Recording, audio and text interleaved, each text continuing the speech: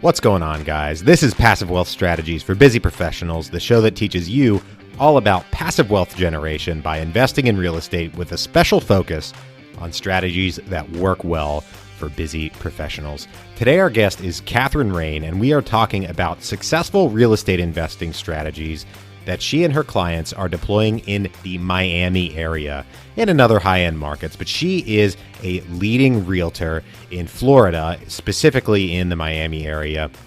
She works with many investors and invests herself in that area. And we're talking about these strategies because normally on this show, we talk about middle of the road to lower end markets that are typically considered more affordable, so to speak. Miami is an expensive high-end market, and typically cash flows are lower correspondingly in those high-end markets. So we're learning important lessons about successful strategies that people are using in the high-end market of Miami, Florida. This is super important if you're somebody who wants to go after that, and today you're going to learn the advantages of investing in those high-end markets. So it's a great one. I learned a lot.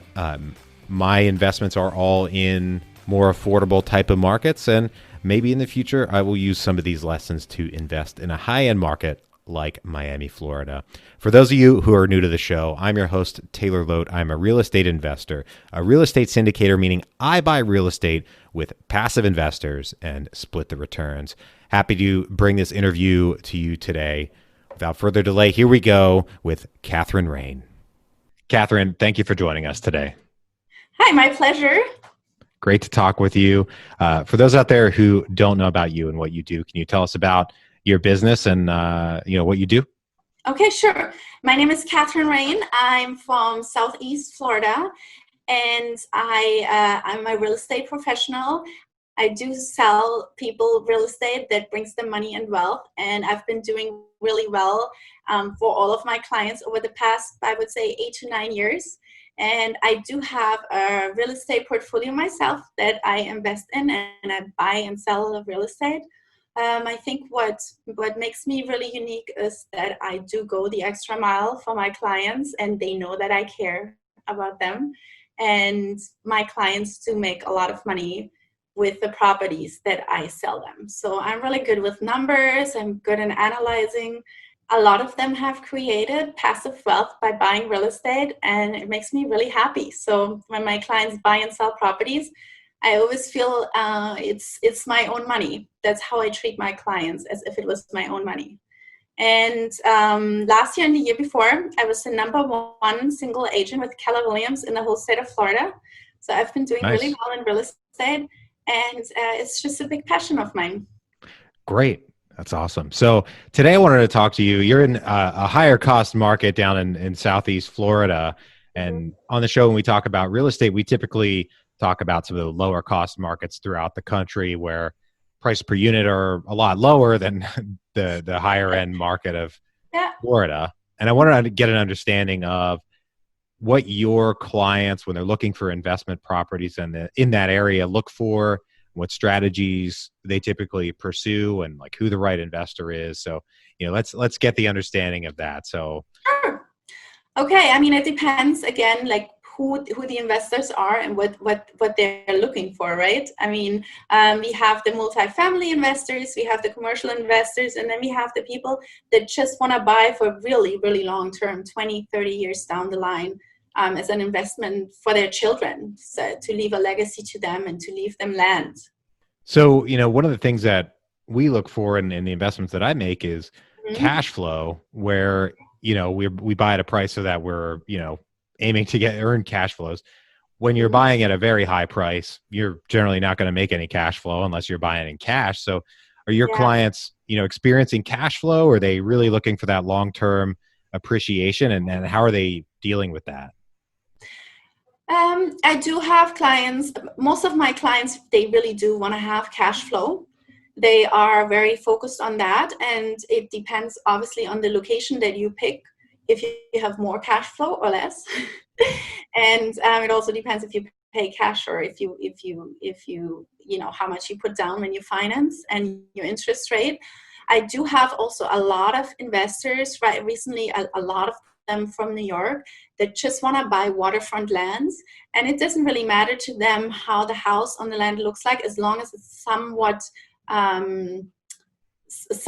rentable, right? I mean, with a few updates, and we might have to put 50, 100,000 into it. But they buy for the land because they bank on the land going up in value, because we don't have a lot of waterfront land anymore in South Florida, and they bank on the land going up. And those are the people that then buy as investment, because they have the extra disposable income that they want to invest and put in a safe bank, like real estate bank account for their children. The ones that are buying for investments, they need an analysis. So I find them some either off market. We do a lot of multifamily, is mostly off market. I did sell last year a lot of multifamily. And the ones that I have, for example, I had an $850,000 fourplex in Coral Gables. That one I sold for like $825 to one of my past clients, and that one generated around $8,000 income a month, but it needed some work. So if that one was already fixed up, it would have been 1.2 million. So I feel like he got a really good deal, because it needed about $100,000 of work, but he has really good cash flow right away. And for him, for example, his parents bought it for him as an investment, because right now we have very beneficial tax laws where the parents can gift their children without paying taxes on the gift, and they saw the opportunity and took advantage of it. Okay. So, I mean, taking advantage of tax law is great. That's what it's there for, to be. That's what it's there for. Yeah, that's why we use it.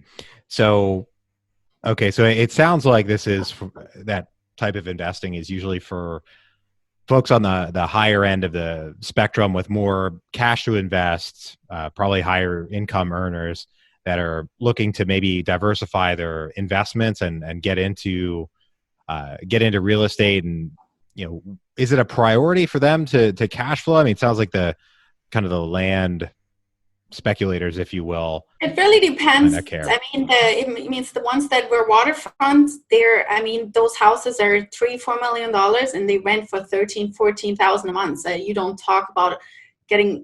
I mean, if you finance those, you have a really negative cash flow. Yeah. But those are people that pay cash, and for them, it's important that the rent covers the taxes and the insurance. There's nothing else that comes in. So they really bank on the lands. But for example, that young gentleman that bought with me the fourplex, he really wanted the income. So he gets every month his $8,000, and he doesn't have to work as much anymore because he has that passive income. You don't need to spend $800,000. You can also buy properties for $200,000. You can buy condos. I just listed 2 condos close to the beach, and they're one just under $120,000, the other one under $130,000. You can rent them out short term, and they're both rented right now at $1,300 a month. So those are pretty good deals too. So it really depends on what you're looking for. I know some investors that I deal with, they go cost per door. That's very important to them. They don't want to spend more than like $150,000 per door, and that's their rule. Other people look more at, I want to have at least an income per door of $2,000 because I don't want to chase someone over a $900 rent check every month. So there's really different kind of investors that I'm dealing with, and it's really super important when I meet with them to find out what exactly is important to them, because not everybody wants to have 30 doors and 30 times collecting rent. Some people prefer to have only 8 doors and more expensive properties. Absolutely. I mean, it's a completely different management problem. And you brought up something that I wanted to get to, was the short-term rental trend market, whatever, how that is impacting your area and what folks look for when they get into short-term rentals. So, let's talk about that. Let's get started with short-term rentals. Sure. The good thing is I used to be a short-term rental agent before I got into real estate. So I'm very familiar with the market. And what I have to tell you, especially in Miami Beach, short-term rental is in most areas illegal, and a lot of agents don't know about it or are not familiar with the rules, laws, and regulations. And I've had a lot of clients that came to me after they purchased a property that their agent had told them they can rent it short-term, and then they found out they couldn't. So you have to be extremely cautious and careful and speak to someone that's really knowledgeable about the laws. So there is only a handful of buildings that allow short-term rentals.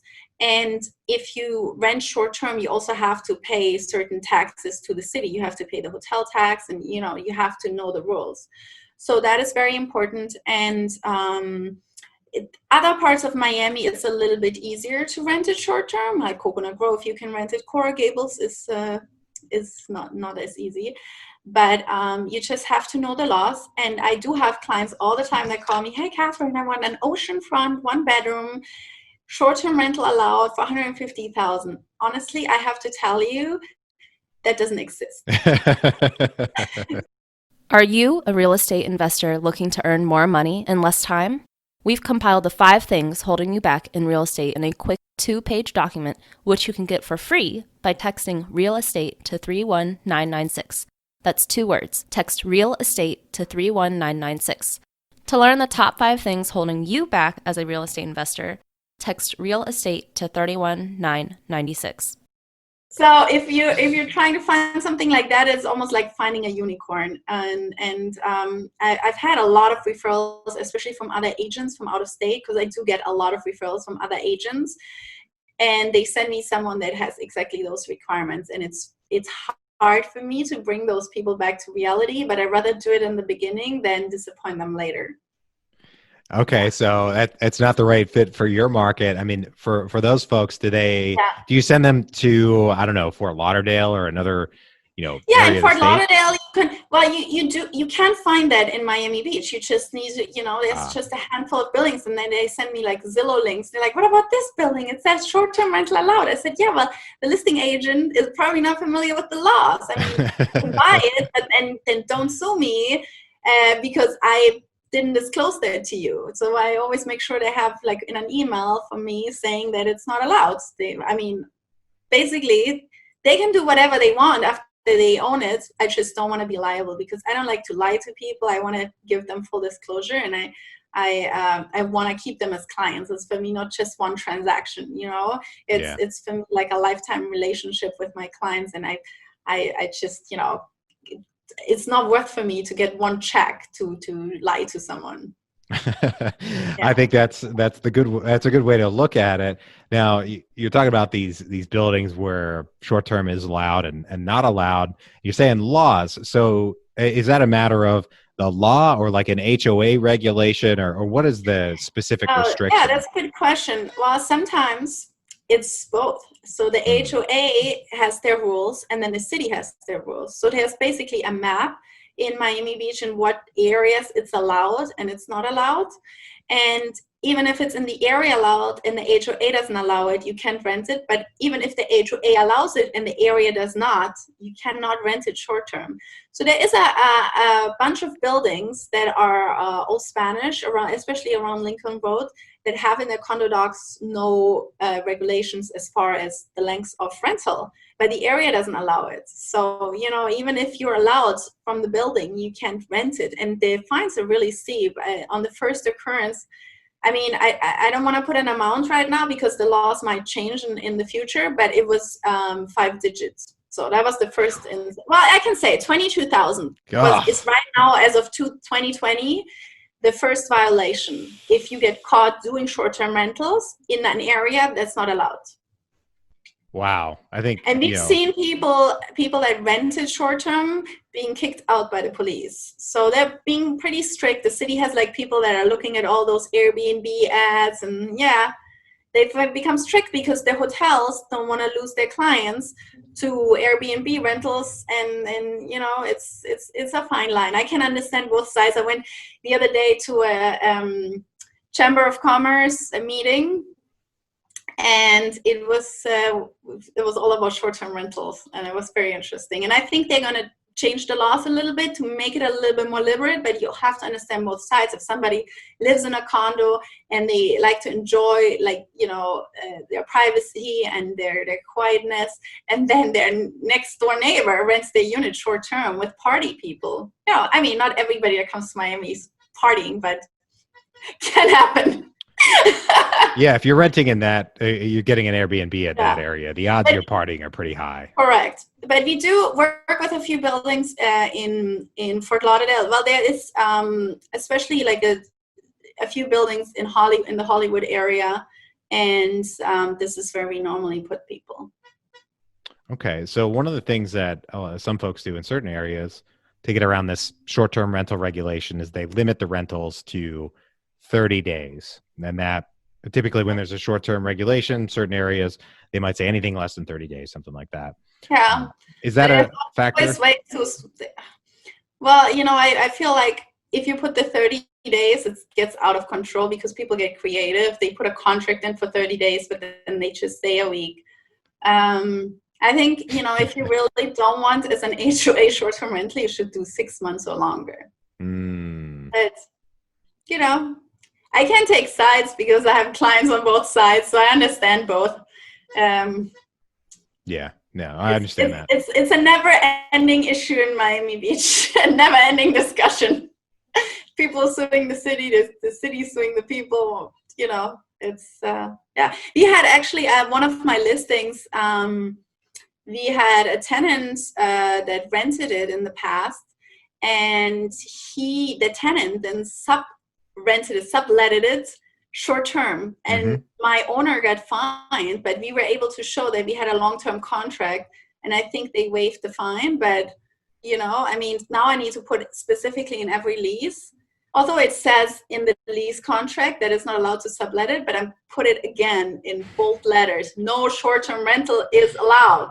If you sublet short-term, you have to pay the fine. Because, they're not, normally they don't pay the fine. The owner has to pay the fine, and the deposit doesn't cover it. It's $22,000. Wow. Yeah. I've met short-term rental people that they in certain areas, they might know that there could be a fine, but they say, they're not going to get me, and the fine's going to be $200, so I don't care. I made enough money. But $22,000, that's enormous. That's why they increased it. But to speak about something positive, because I don't want to focus on the cons, and there is a few really cool buildings. One of my clients bought one bedroom, 2 blocks from the beach, and I think he bought it for like $185,000 a few years back. And he gets like $5,000-6,000 a month in rental income. It's really incredible. And then I had those units in Edgewater, which is just on the bay side of Miami. And the 1 bedrooms would rent at $5,000-6,000 a month. And they were only to purchase, they were like $250. So really good price. I'm honestly surprised. It sounds like there are more cash flowing opportunities there than I had expected. Yeah, you just need to look. You can find a good opportunity in any market. That is the way to look at it. I also wanted to ask you while we're here, right now we're recording this in April of 2020 during the coronavirus shutdown and everything. And, in most areas, let's be real, we're going to see an impact on real estate, unfortunately. What are you expecting, and what are folks expecting in Miami, to change over the next couple months to a year? Okay. Well, this is just my personal opinion. I have to say that. This is not like an advice, because I don't want to get sued by people by putting my opinion out there. Sufficiently disclaimed. So I feel I'm really busy. I slowed down in the beginning a tiny little bit, but I sold last week 4 houses. I got today 2 more listings. I got over this last month, like probably 10 listings. I got several properties under contract. I really fine-tuned my video skills. Like, I have a lot of virtual open houses going on, and I'm very successful with it. Like, people can look at the properties from their couch, and people love it. And I kind of changed their mindset. I'm really proud of that. I feel that it depends how long this all takes, right? I think we're going to be out of this pretty soon. So I feel a lot of agents have gotten out of business at that time because they need to find a real job. They can't afford to. So I'm glad about that because, I can gain more market share, and all the mom and pop shops, the people that sell like 2 houses a year, they're probably going to go back to, I don't know, selling furniture or working where they were working before. And as far as interest, I do have a lot of buyers right now that are looking, and the inventory is extremely low. For whatever reason, some sellers think that it's not a good time to list and they're holding off. And I think it's not the smartest thing to do, because right now people are looking and there is serious buyers out there, because who would look right now? Only the people that have to move. So by being right now on the market, you have a huge advantage because it's not a lot of inventory. I made an offer the other day on a $2 million house with my buyers. They had 5 offers in 2 days, and my people were paying cash and we didn't get the house. So, and I can't find anything else for them, nothing on the market. So I started looking off market. It's just crazy. I think that a lot of buyers are just waiting for more inventory. And once this is over, there is going to be a lot of inventory on the market too, and a lot of buyers. So it might get a little bit crazy. I think it's actually going to be heating up the market. I don't think it will affect our market much, to be honest with you. The only thing that I think will be affected is the condo market. Because after this, I don't think a lot of people would want to be in a condo anymore. Due to proximity to other people. I've had a lot of people that lived in condos I found them a single family house during this time to rent because they didn't want to be in a condo. So the condo market might be a little bit affected, but single family, I think it's going to be hot. And that's just my opinion. I'm prepared to take market share. I see this as a huge opportunity for someone that is out there, and I'm just trying to keep my clients posted on what's happening in the market. I do weekly market stat videos, and I can't wait for this to be over and get rock and rolling. Nice. I love that mentality. I love your mindset. That's great. Yeah. And I hope we do get out of this before anything bad happens, but it sounds like nothing bad's happening yet. So that's definitely... Well, besides all the people dying, which is a really sad I should say to the real estate market is what I mean. Yeah. Oh, yeah. Yes. Yeah. Honestly, if it wasn't for this sad reason, we have this kind of lockdown right now. I love this right now because I did this past week in 8 or 9 open houses, and I didn't go to any property. It was all virtual. Wow. And it's just very time saving. So I find this very efficient. Nice. I like that. Right now, we're going to take a quick break for our sponsor. All right, Kathrin, I've got 3 questions I ask every guest on the show. Are you ready? Yes, sure. Great. Go ahead. First one, what is the best investment you ever made other than in your education? Other than in my education. That's the asterisk. So I can't say getting into real estate. We'll take that answer. Get into real estate, okay. But how? I had a real estate agent that told me, Kathrin, you're so smart and good with numbers. You should get into real estate. And I'm like, real estate? Sounded to me like the most boring thing ever. And I'm glad I did it because I started to really absolutely love it. And I think the investment aspect, if it's a property that I'm looking for myself or for my clients, that gives me a lot of pleasure. Like I look at the numbers and can tell you within 5 seconds if it's a good investment or not. And I just love that.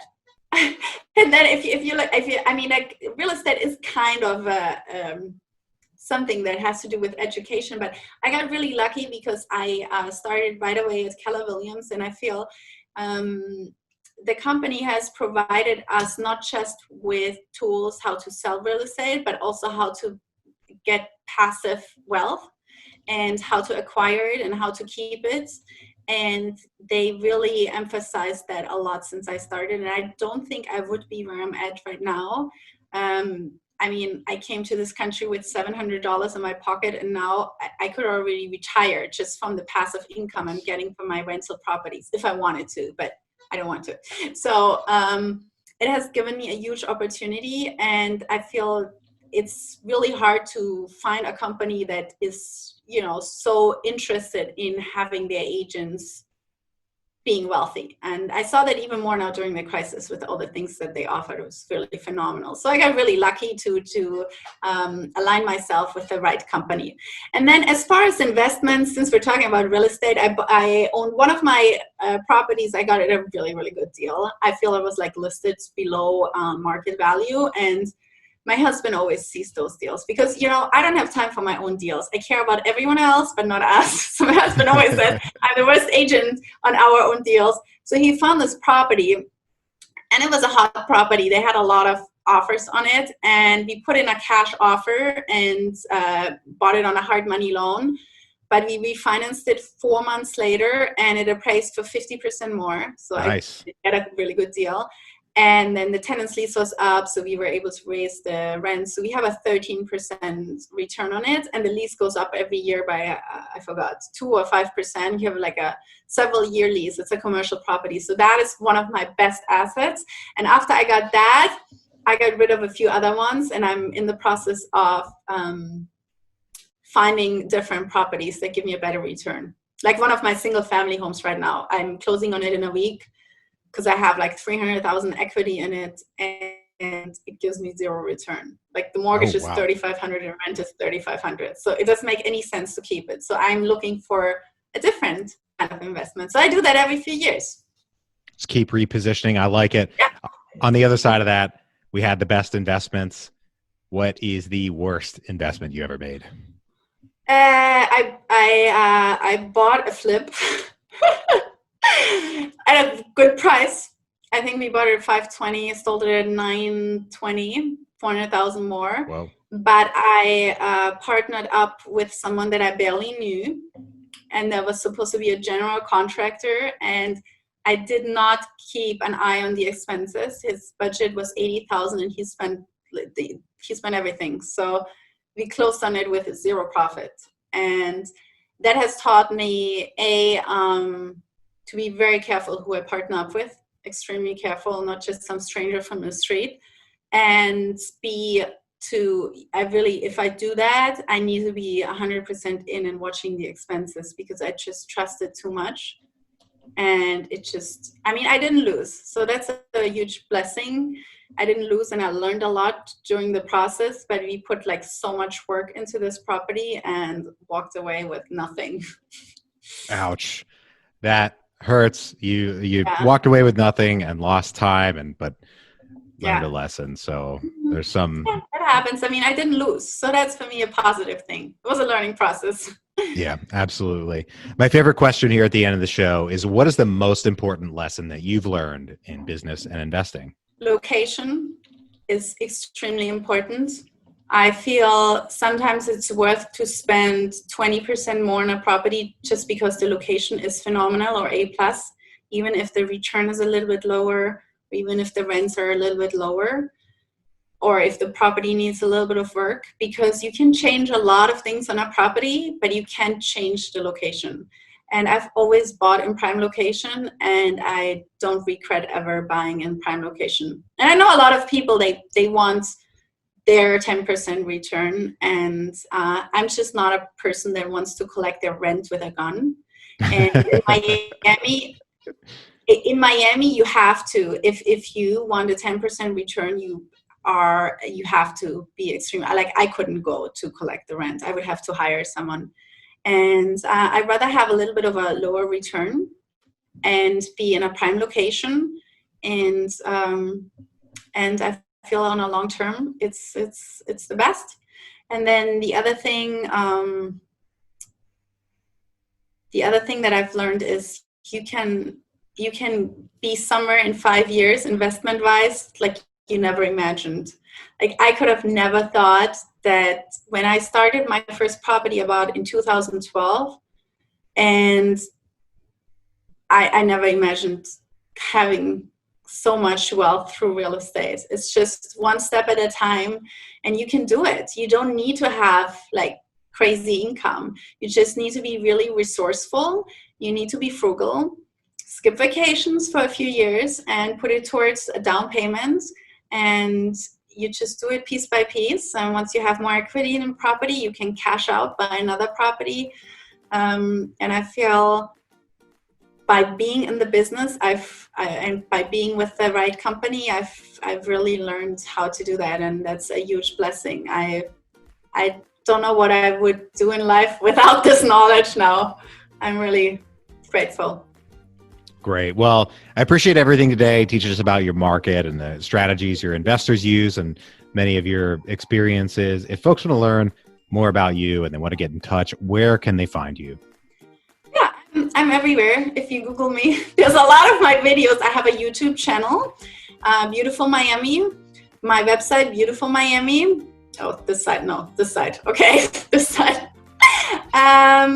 On my website, my email is buymiamiwithme@gmail.com. But if you just Google my name, Kathrin Rein, I'm all over the place. I'm also on Facebook. Just reach out if you have any questions. I'm always happy to help others and to mastermind and connect other people. And I'm here. Nice. Well, I appreciate it once again, all the lessons, and thanks for sharing your information. And if folks want to get in touch, they definitely should. And thank you for joining us today. Awesome. Thanks for having me. Great to talk with you. For those of you out there tuning in, thank you for listening. If you're enjoying this show, please leave us a rating or review on Apple Podcasts. It's a very big help and helps other people learn about the show. If you know anyone who could use a little bit more passive wealth in their lives, please share the show with them and bring them into the tribe. Thank you for tuning in once again. I hope you have a great rest of your day and a great week. We'll talk to you on the next one. Bye-bye.